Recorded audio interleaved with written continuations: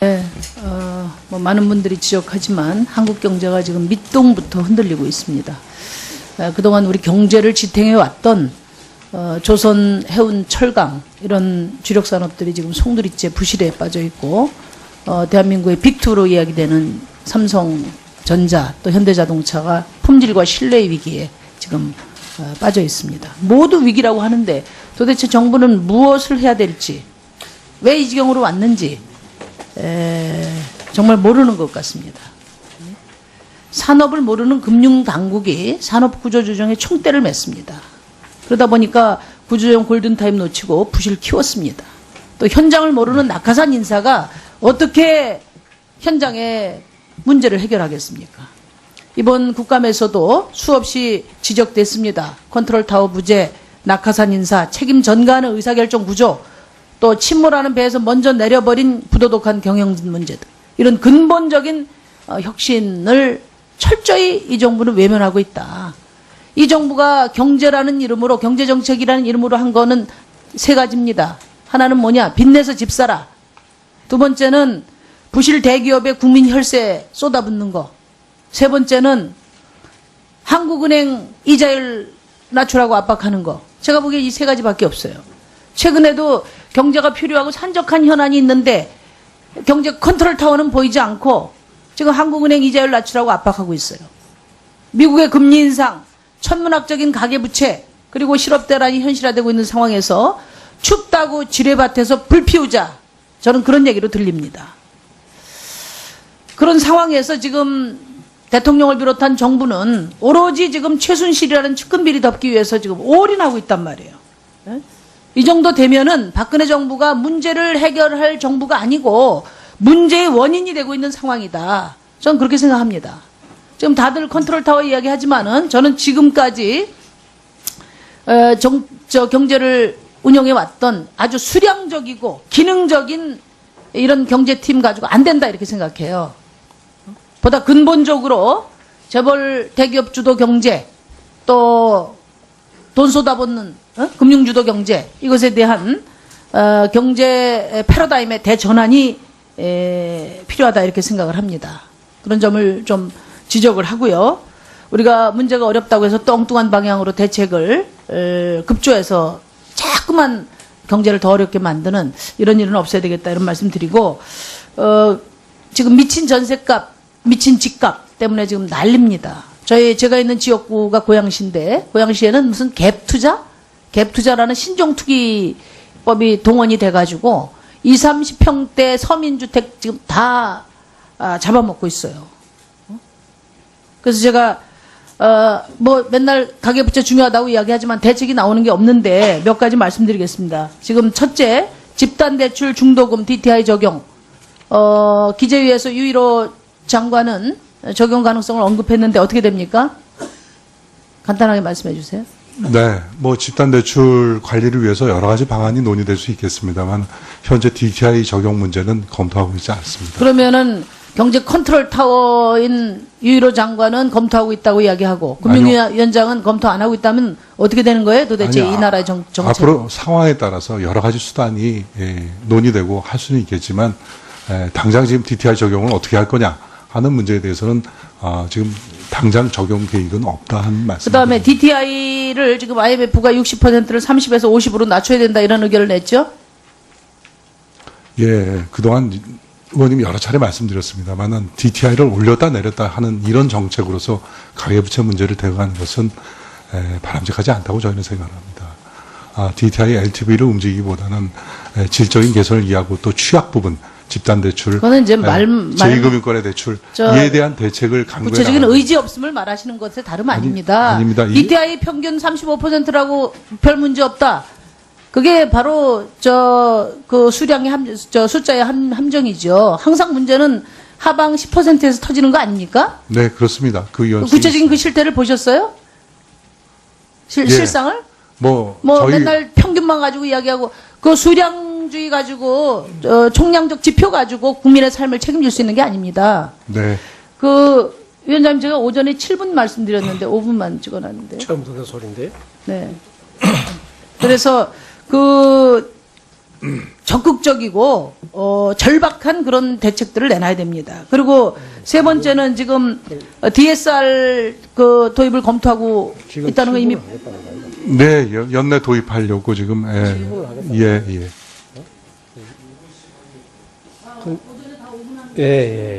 예.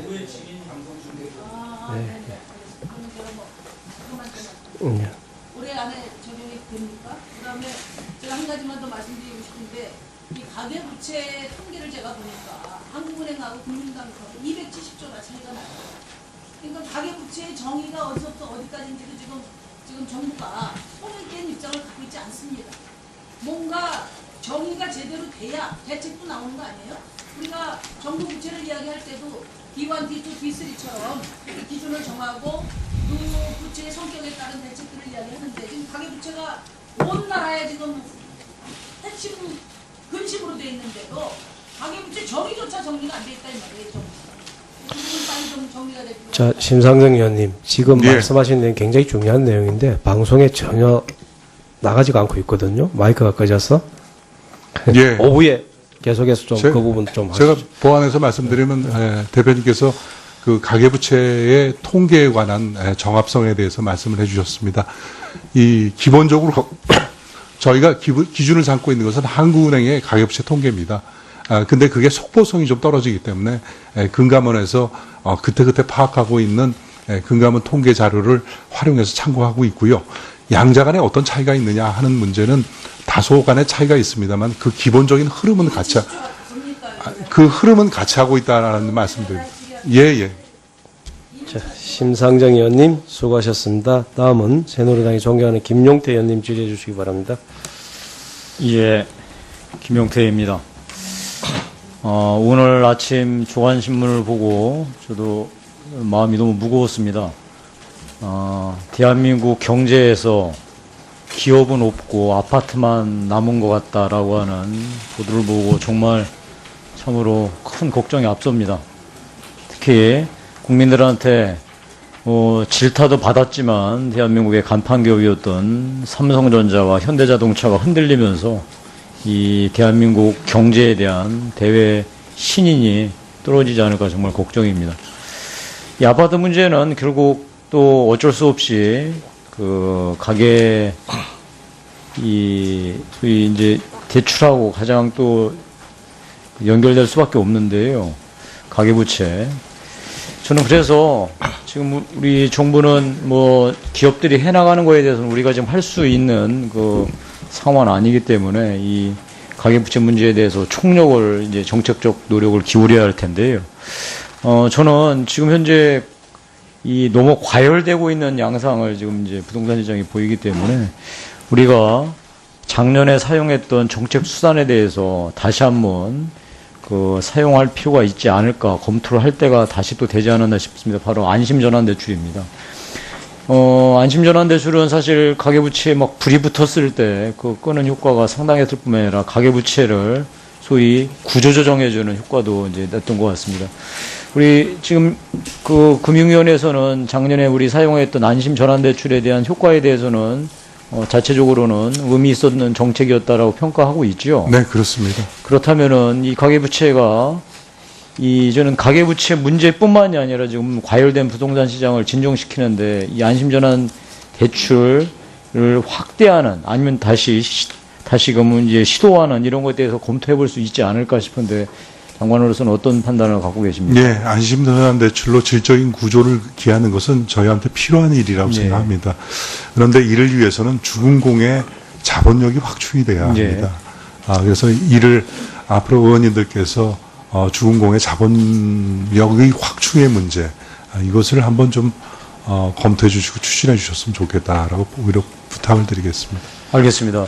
저는 이 정책은 정말 우리가 이제 여야를 떠나서 이 가계 부채가 심각하다고 생각을 하고 부동산 문제가 심각하다고 한다면 결국은 주금공의 이 자본력을 확충하기 위한 예산 문제를 논의해야 될 것 같습니다. 저는 우리 국감이 끝난 연후에 여야 의원들과 이 문제에 대해서 심도 깊은 논의가 이루어지는 자리를 만들어야 한다고 생각을 하고요.